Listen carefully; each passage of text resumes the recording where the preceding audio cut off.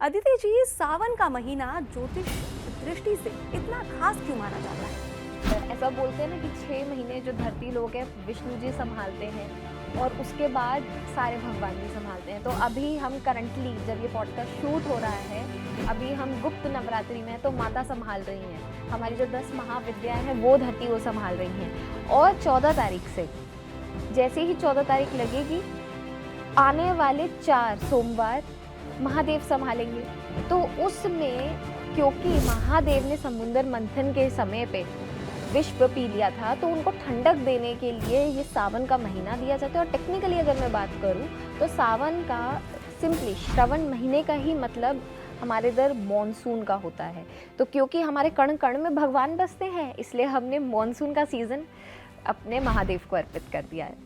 अगर कोई व्यक्ति बार बार संघर्ष या रुकावट या हताशा से जूझ रहा है, तो क्या उसको क्या करना चाहिए? ऐसे कौन से उपाय उसको करने चाहिए?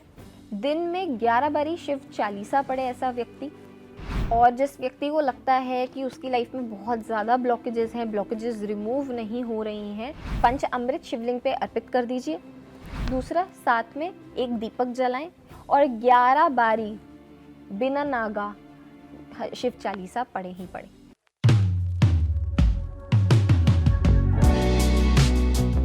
नमस्कार और स्वागत है आपका द संगम टॉकीज पॉडकास्ट में। मैं हूं वैष्णवी और आज हम एक ऐसे विषय को छूने जा रहे हैं जो दिखता तो है सिर्फ एक मौसम जैसा, लेकिन असर डालता है मन, शरीर और भाग्य तीनों पर। जी हाँ, हम बात कर रहे हैं सावन की। लेकिन इस सावन में कौन सी राशियां हैं गिरोह की सीधी मार में?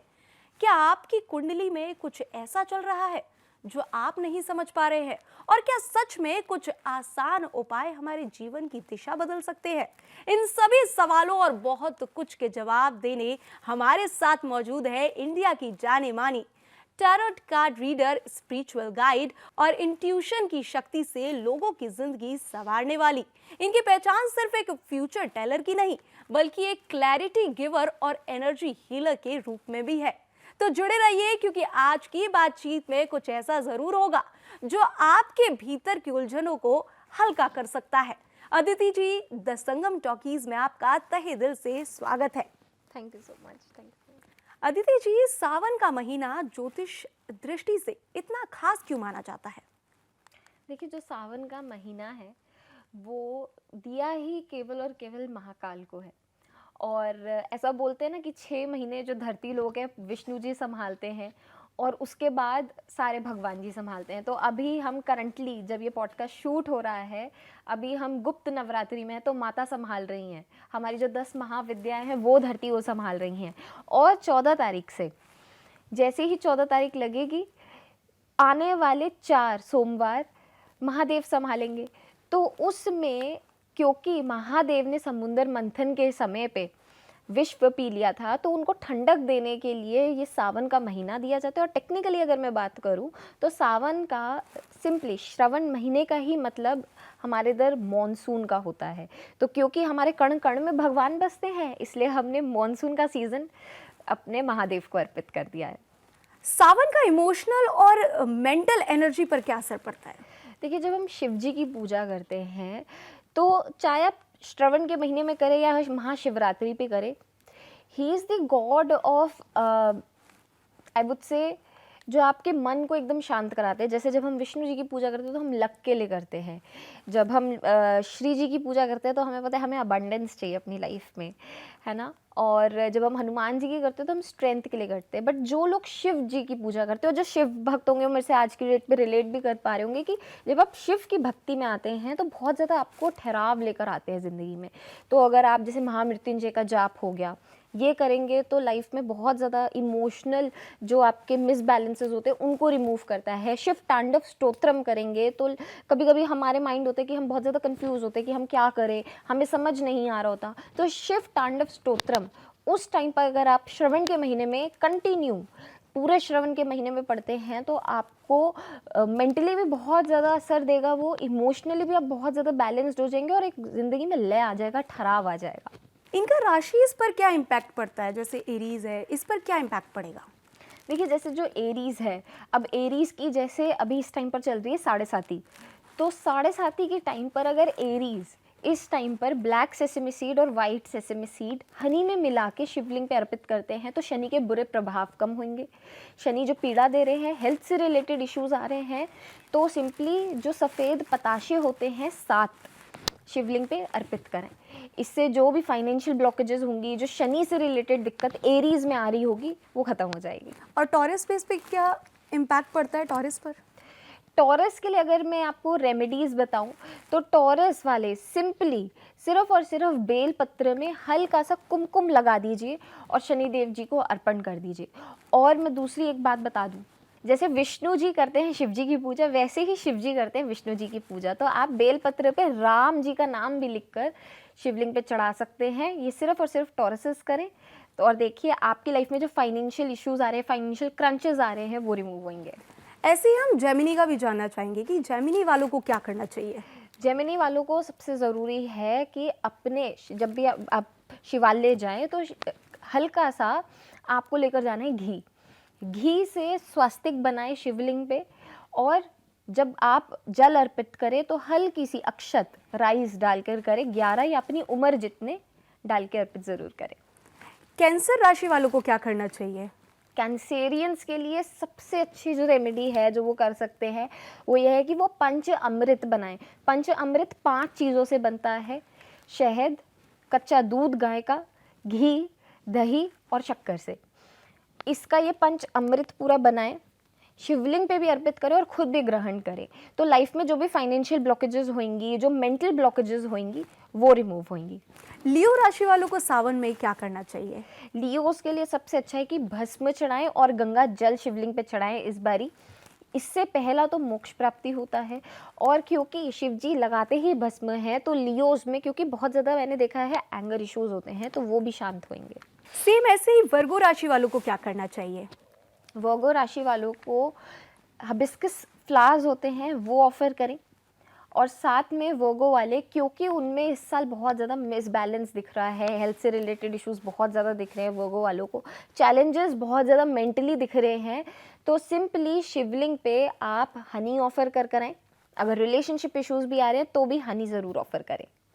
लिब्रा राशि वालों को सावन में क्या करना चाहिए? कौन से ऐसे उपाय करने चाहिए कि उनका संतुलन बना रहे? लिब्रा वालों को शुगर केन होता है, गन्ने का रस। सिंपली जो भी गन्ने का रस बेचता है उसको बोलो कि पुदीना वगैरह हटा के मुझे गन्ने का रस दे दे, फ्रेश देना है, याद रहे। वो शिवलिंग पे अर्पण करें तो जो भी फाइनेंशियल ब्लॉकेजेस हैं वो भी रिमूव होंगी, और जो वैसे कोई भी अगर आपकी लाइफ में दिक्कत होगी, लीगल केसेस से रिलेटेड दिक्कत होगी, तो वो भी रिमूव होगी। स्कॉर्पियो राशि वाले क्या करें वो भी हम जानना चाहेंगे। स्कॉर्पियो राशि वालों को ध्यान रखना है कि अगर वो श्रवण के महीने में, वो सावन के टाइम पर महामृत्युंजय का जाप करें, पर साथ में शनि चालीसा भी करें क्योंकि शनि उनके लॉर्ड हैं, और जितना ज़्यादा वो काली चीज़ों का दान करेंगे, कोई काली उड़द की दाल जो होती है उसको शिवलिंग पे अर्पित कर आएँ थोड़ा सा, और जो भी बाकी की बचे आप किसी भी नीडी को देकर आएँ। और देखना, आप ये अगर डेली प्रैक्टिस करोगे अपनी लाइफ में इस पूरे महीने, तो आपकी लाइफ में यकीनन जो भी इश्यूज है फाइनेंसेस से रिलेटेड वो रिमूव होंगे। सेजिटेरियस वाले क्या करें सावन में? सैजिटेरियस के लिए बहुत ज़रूरी है कि वो इस टाइम पर सिंपली जब भी शिवलिंग पे शिवालय जाएं, ध्यान रहे अगर वो कुछ भी अर्पण ना करें, सिर्फ एक जल चढ़ा के जो मंदिर के बाहर चप्पल जूते होते हैं उनकी सेवा करें। चप्पलों की सेवा जितना ज़्यादा इस बारी वो करेंगे उतना ज़्यादा उनके लिए अच्छा रहेगा। सेम ऐसे ही कैप्रिकॉर्न राशि वाले क्या ऐसा करें कि उनके लाइफ बिल्कुल सेट हो जाए? कैप्रिकॉर्न्स के लिए मैं हमेशा सजेस्ट करती हूँ कि आप शिवलिंग की पूजा तो करें ही करें। शिवलिंग पे आपको धतूरा चढ़ाना है, अगर हेल्थ इश्यूज़ हैं, धतूरा चढ़ाने के अलावा आप शिवलिंग पे अक्षत चढ़ाएं, हल्का सा सैफरन होता है, केसर होता है, वो भी चढ़ाएं। लेकिन जितना ज़्यादा आप लोग दान करोगे उतना ज़्यादा अच्छा होगा, तो दान ज़रूर करें क्योंकि शिव है ना, वो कभी भी स्वरूप में नहीं है, वो हमेशा इंसान के अंदर अंदर बस रखे हैं। तो अगर आप बेजुबानों की पूजा करते हैं, करें, कोई दिक्कत नहीं है, लेकिन दान करें। एक्वेरियस और पाइसेस वाले क्या करें इस सावन में? एक्वेरियस और पाइसेस आप मानोगे नहीं, लेकिन दोनों ही राशियाँ 7.5 में चल रही हैं, दोनों पे ही 7.5 चल रही है, तो ये दोनों ही सेम उपाय कर सकते हैं। सिंपली क्या करें, ब्लैक सेसमे सीड्स, जैसे मैंने एरीज को बताया, ब्लैक सेसमे सीड्स चढ़ाने हैं। और साथ में हल्का सा अगर हो पाए तो शिवलिंग पे हल्दी का एक जो गांठ होती है वो ऑफर कर कर आए। साथ में पीपल के पेड़ की भी पूजा करनी है उनको सैटरडेज, तो पीपल की पेड़ की जड़ में ज़रूर एक मस्टर्ड ऑयल चढ़ा कर आए। और मैं एक ओवरऑल रेमेडी बता देती हूँ, अगर आपको कोई नहीं फॉलो करनी है रेमेडी मत कीजिए, सिर्फ और सिर्फ शिवलिंग के आगे मस्टर्ड ऑयल का दीपक ज़रूर जला कर आए। पूरे महीने आपको ये नियम बनाना है कि आपको सुबह उठना है, या सुबह उठ के करें या शाम को करें, लेकिन करें ज़रूर शिवलिंग के आगे अपने घर में या मंदिर में ज़रूर एक दीपक जलाएं। अच्छा, इस सावन में कौन कौन सी राशियों को सावधान रहने की जरूरत है और क्यों? जैसे कि मैंने बताया, एरीज, स्पाइसेस और एक्वेरियस, और स्पेसिफिकली कुंभ राशि एक्वेरियस, इसको तो सबसे ज़्यादा ध्यान देने की ज़रूरत है अपने ऊपर, क्योंकि उन पे शनिदेव जी की चल रही है 7.5, और एक्वेरियस उनकी ही राशि है। तो ध्यान रहे, इन लोगों को कोई राशि करे ना करे, लेकिन इन 3 राशियों को तो उपाय करने ही करने हैं जो बताए गए हैं। नहीं तो अपनी मन की श्रद्धा से, अगर आपको लगे कि आपको किसी की सेवा करनी है तो सेवा करें। छोटे छोटे जो बच्चे होते हैं उन तक कुछ ना कुछ पहुंचाएं, खाने का पहुंचाएं, खाने का नहीं पहुंचा सकते तो कुछ स्टेशनरी पहुंचाएं, कुछ बुक्स पहुंचाएं, कि उन तक माँ सरस्वती की भी ब्लेसिंग्स जाए। क्यों? क्योंकि जब सरस्वती की ब्लेसिंग्स जाएंगी तो आपकी लाइफ में भी माँ लक्ष्मी की ब्लेसिंग्स आएंगी। तो ये 3 राशियां तो ये करें ही करें। क्या सावन में कोई खास उपाय या साधना करने से ग्रहों को शांत किया जा सकता है? हाँ जी, बिल्कुल। जैसे हमारे जो नव ग्रह होते हैं, जो हमारे ग्रह हैं, जैसे पहला है हमारा सूर्य, जिससे बिल्कुल भी प्रकृति ही नहीं चल सकती है। तो सूर्य को मजबूत करने के लिए आप शिवलिंग पे सैफरॉन अर्पित कर सकते हैं, उससे सूर्य मजबूत होगा। अगर किसी का सूर्य पीड़ा दे रहा है तो फादर से अपने रिलेशन बहुत अच्छे रखने हैं। जब भी आप सुबह उठे, वैसे तो ये नियम बना ले पूरी रेस्ट ऑफ द लाइफ, अगर आप लड़के हैं तो अपने पापा के पाँव ज़रूर छुएं, और घर के जो बड़े हैं उनके पाँव ज़रूर सुबह उठ के छुएं, उनका आशीर्वाद ज़रूर लिए। किसी के छुएं ना छुएं, लेकिन अपने घर के बड़ों के हमेशा आशीर्वाद लें। इन श्रवण के महीनों से तो चालू कर ही दें ये चीज़। और अगर आपको जैसे अपना चंद्रमा मजबूत करना है, अब चंद्रमा अगर वीक है तो सिंपली आप अक्षत होते हैं, अक्षत हमारा चंद्रमा का प्रतीक होता है, तो सिल्वर का लोटा ले लें। सिल्वर का लोटा नहीं है तो कोई भी स्टील का, जिससे भी आप चढ़ाते हैं उससे कर लीजिए, लेकिन सिल्वर का जिनके पास है उससे हल्के से अक्षत डाल के और हल्का सा पानी डाल के शिवलिंग पे वो अर्पित करें, उससे आपका चंद्रमा मजबूत होगा। अगर आप मर्क्यूरी मजबूत करना चाहते हैं, अपना बुध ग्रह मजबूत करना चाहते हैं, तो बुध ग्रह के लिए इलायची होती है, 3 इलायचियाँ अर्पित कर कर आए। इससे आपकी फाइनेंशियल ब्लॉकेजेस भी रिमूव होंगी। और बुध बुद्धि का कारक है, तो जो जिनकी बुद्धियाँ काम नहीं करती हैं, जिनको लगता है कि बहुत ज़्यादा स्टक है एक जगह, कुछ सोचते हैं लेकिन आलसी हो जाते हैं, उन लोगों की जो लाइफ में है वो परिवर्तन आएगा। और अगर आपको अपना बृहस्पति मजबूत करना है, बृहस्पति मजबूत करने के लिए टर्मरिक होती है, हल्दी की गांठ, वो ऑफर कर कर आए। नहीं तो कोई भी पीली दाल वो अर्पित ज़रूर कर कर आए, चाहे भले इतनी सी करें लेकिन करें ज़रूर, और दान करें। क्योंकि जो बृहस्पति है वो हमारा बुढ़ाऊ प्लैनेट है, वो मांगता है कि हम अच्छाई करें, वो हमारे एंसेस्टर्स हैं। तो अपने पितरों के लिए भी कुछ ना कुछ उन टाइमों पे ज़रूर निकालें। कुछ नहीं निकाल सकते हैं तो उनकी शांति के लिए तो ज़रूर शिवलिंग पे कुछ ना कुछ अर्पित कर आएँ, फिर आप चाहे भले जल ही अर्पित करें। अगर आपको अब अपना करना है मंगल मजबूत, क्योंकि ये भी साल मंगल का है, बहुत ज़्यादा डिज़ास्टर्स हो रहे, पूरा वर्ल्ड हिल रखा है, और अभी वैसे ही 28 जुलाई तक बहुत ज़्यादा खतरा मंडरा रहा है, एक्सीडेंट्स का, ट्रैवल, एयर स्ट्राइक होना बहुत ज़्यादा है। तो इस वजह से आप मंगल ग्रह को शांत करने के लिए, क्योंकि हनुमान जी की पूजा मैं बताऊंगी, हनुमान जी की भी पूजा करें और साथ में शिवालय की भी पूजा करें। क्यों? क्योंकि हनुमान जी ही शिव जी का रूप है, रुद्र रूप है हनुमान जी उनका। तो जितना ज़्यादा आप इस टाइम पर हनुमान चालीसा डेली पढ़ेंगे, और साथ में कोई भी रेड कलर का फ्लावर अर्पित कर कर आएंगे शिवलिंग पे, रोज़ हो गया या फिर हबिस्कस फ्लावर हो गया, वो कर कर आएंगे तो ज़रूर मंगल ग्रह मजबूत भी होगा। और जो भी मंगल से रिलेटेड इश्यूज़ हैं, ट्रैवलिंग से रिलेटेड डर आज के डेट में बैठ गया लोगों को, वो शांत होगा। अब बात करेंगे हम अपने वीनस की। अब वीनस बहुत ही ना शिमरी प्लैनेट है। It demands luxury, it demands cleanliness. तो अपने आप को साफ रखना है, और अपने आप को साफ रखने से ज़्यादा अपने मन को साफ रखना है इस टाइम पर, क्योंकि सिर्फ ऊपरी बनावट नहीं है हमारा वीनस, हमारा अंदर के इंटेंशंस भी हैं। तो उनको साफ रखें, उनको प्योर रखें। घी अर्पित कर कर आए शिवलिंग पे। नहीं कर सकते हैं मंदिर जाके तो घर में जो शिवलिंग रखा हो उसमें ज़रूर करें। अब आते हैं हमारे शनि राहु केतु। शनि राहु केतु मजबूत करने के लिए आपको शिवलिंग पे गुड़ अर्पित कर कर आना है कि आपके जो शनि देव जी के इफ़ेक्ट्स हैं बुरे वो रिमूव हों, और अपने जो आपके राहु केतु के बुरे इफेक्ट्स हैं। देखिए राहु सिंपली आपकी ओवरऑल आपका सेल्फ है, आपका खुद का सेल्फ है। जो आप करते हो राहु वो ही है। अगर फॉर एग्जाम्पल अगर आप एडिक्शंस में हो तो ट्राई करिए कि आपके एडिक्शंस रिमूव हो रहे हो, दैट इज़ राहु। क्योंकि राहु कभी भी सोलर उसमें एग्जिस्ट नहीं करता, केतु कभी भी सोलर हमारे प्लैनेट्स में एग्जिस्ट ही नहीं करता है।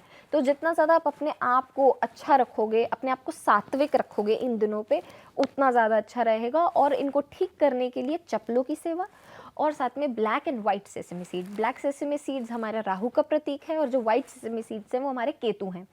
तो ये दोनों चीज़ों का मिक्सचर आप बना के अर्पित कर कर आए।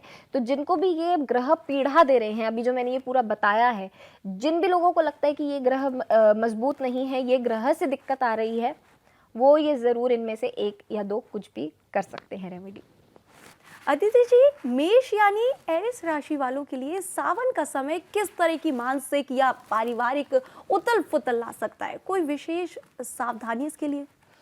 नहीं, देखिए कोई भी अच्छा शुभ दिन आता है या शुभ नक्षत्र चढ़ता है तो कभी भी वो ऐसे नहीं करता कि कोई भी राशि को परेशान करे या किसी भी इंसान को परेशान करे।